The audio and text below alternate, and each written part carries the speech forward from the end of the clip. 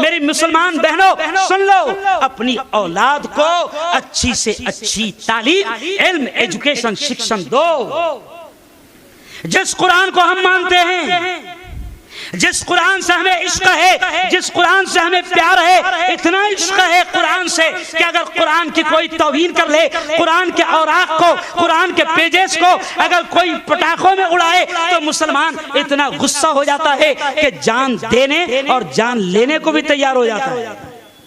لیکن اگر اتنی محبت ہے قرآن سے تو سنو، اتنا عشق ہے قرآن سے تو سنو۔ قرآن میں روزے کا حکم پہلے نہیں آیا۔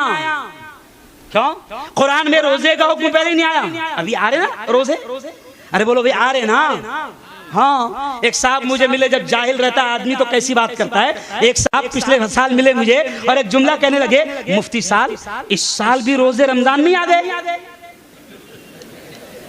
نہیں سمجھے؟ اس سال بھی روزے کب آ گئے؟ رمضان میں آ گئے۔ تو میں نے کہا پہلے کب آئے تھے؟ تو پچھلے سال بولے مئی میں آئے تھے۔ کیوں؟ تو علم کتنی بڑی چیز ہے کہ اللہ نے روزے کا حکم پہلے نہیں دیا۔ کیوں؟ ابھی دیکھو رمضان میں ملک کے الیکشن بھی آ رہے ہیں، کچھ اسٹیٹس میں آ رہے ہیں نا۔ مجھ سے میڈیا والوں نے پوچھا کہ مفتی ہارون ایز اے نیتا ہونے کے تعلق سے ہم آپ سے سوال کرتے ہیں کہ رمضان میں کچھ اسٹیٹس کے الیکشن آ رہے ہیں، اس پر آپ کو کوئی آبجیکشن ہے؟ تو میں نے کہا کوئی آبجیکشن نہیں، بلکہ میری تمنا ہے پورے ملک کے الیکشن رمضان میں رکھ دو، کیونکہ ہمارے نبی نے یہ کہا رمضان میں شیطان قید ہو جاتے ہیں۔ نہیں سمجھے؟ ہمارے نبی نے کہا کہ رمضان میں شیطان قید ہو جاتے ہیں، تو ہو سکتا ہے شیطانوں کا باس بھی قید ہو جائے۔ تو خیر میں یہ کہہ رہا تھا کہ سن لو علم کیا ہے۔ روزے کا آرڈر قرآن میں پہلے نہیں آیا، زکوٰۃ کا آرڈر قرآن میں پہلے نہیں آیا، نماز کا آرڈر قرآن میں پہلے نہیں آیا، حج اور صدقہ اور خیرات کا آرڈر قرآن میں پہلے نہیں آیا۔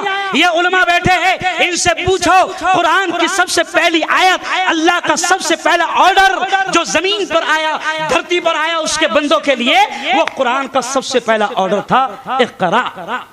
کیا مولانا؟ پڑھ پڑھ۔ کیوں؟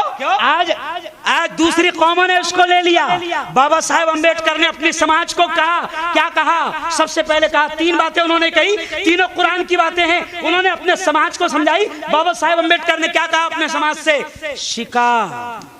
شکا یعنی پڑھو۔ کیا کہا؟ پڑھو۔ اور دوسرا کیا کہا؟ سنگھرش کرا، مراٹھی محنت کرو۔ اور تیسرا کیا کہا؟ سنگٹھت ہوا، متحد ہو جاؤ۔ آج یہ تینوں پیغام بابا صاحب امبیڈکر دے رہے ہیں اپنے سماج کو۔ اور آج کی سچر کی رپورٹ کہتی ہے کہ جو قوم مسلمان اس ملک میں سینکڑوں سال تک حکومت کرنے والی تھی، سچر کمیٹی کی رپورٹ کہتی ہے کہ اس ملک میں مسلمانوں کا حال دلتوں سے زیادہ بدتر ہو چکا ہے۔ اس لیے آج آخری پیغام دے رہا ہوں، اور یہ خدا کا سب سے پہلا پیغام ہے۔ اللہ نے قرآن میں جو پہلی آیت اتارا وہ ہے اقرا بسم ربک الذی خلق، پڑھ اس رب کے نام سے جس رب نے تجھے پیدا کیا۔ پڑھنے کا آرڈر پہلے آیا۔ اس لیے میں نے شروع میں شعر کیا پڑھا کہ زندگی مانگو کسی سے نہ محبت مانگو، زندگی مانگو کسی سے نہ محبت مانگو، تخت مانگو نہ کوئی تاج و حکومت مانگو، تخت وقت مت مانگو۔ میں اکثر کہتا ہوں کہ تخت و تاج کی کوئی حیثیت نہیں۔ آج ملک کا تخت ایک چائے والے کو ملا ہوا ہے اور دلی کا تخت جھاڑو والے کو ملا ہوا ہے۔ کیوں؟ تو میں کہتا ہوں کہ زندگی مانگو کسی سے نہ محبت مانگو، تخت مانگو نہ کوئی تاج و حکومت مانگو، جھوٹی دنیا ہے یہ، دنیا کی نہ شہرت مانگو، صرف اللہ سے تم علم کی دولت مانگو۔ کیوں مانگو؟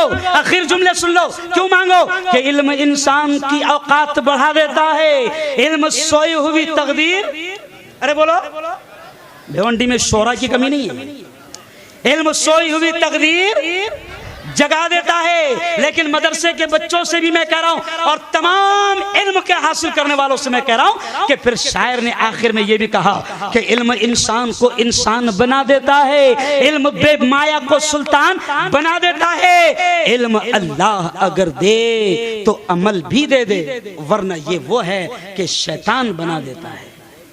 اس لیے ہمارے نبی نے کیا سکھایا؟ میرے فارغ ہونے والے بچوں, سراج العلوم کے طلبہ جو دنیا میں اور میدان میں قدم رکھنے والے ہیں,